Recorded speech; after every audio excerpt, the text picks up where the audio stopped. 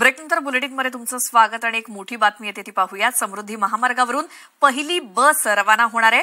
देशाचे पंतप्रधान नरेंद्र मोदी यांच्या हस्ते समृद्धी महामार्गाच्या पहिल्या टप्प्याचं लोकार्पण आज झालं आणि लोकार्पणानंतर खासदार श्रीकांत शिंदे आणि किरण पांडव यांच्या संकल्पनेतून नागपूर ते शिर्डी अशी प्रथम यात्रा बस रवाना करण्यात येते आणि या बसला मुख्यमंत्री एकनाथ शिंदे, उपमुख्यमंत्री देवेंद्र फडणवीस हिरवा झेंडा दाखवणार आहेत।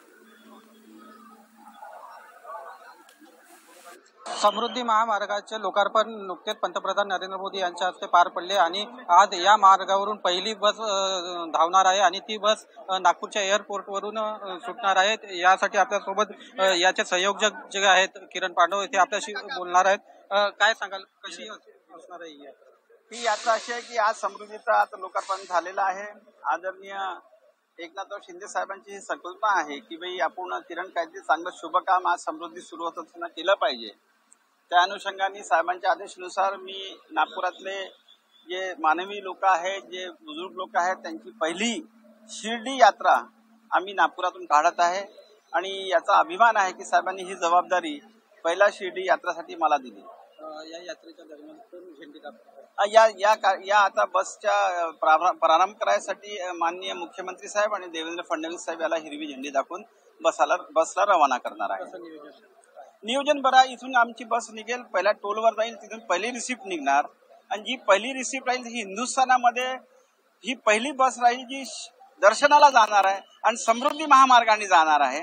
तर त्याची रिसिप्ट पण आम्ही हे एकनाथ शिंदे साहेबांना आम्ही भेट म्हणून देणार आहोत आणि तिथून बस आपली पहिली रिसिप्ट कटल्यानंतर ही बस मग शिर्डीकडे रवाना होईल। शिर्डीला आम्ही त्यांची राहण्याची व्यवस्था केली आहे, दर्शनाची व्यवस्था केली आहे आणि येण्याची वापसीची उद्या दर्शन झाल्यानंतर लोक वापस येणार आहेत।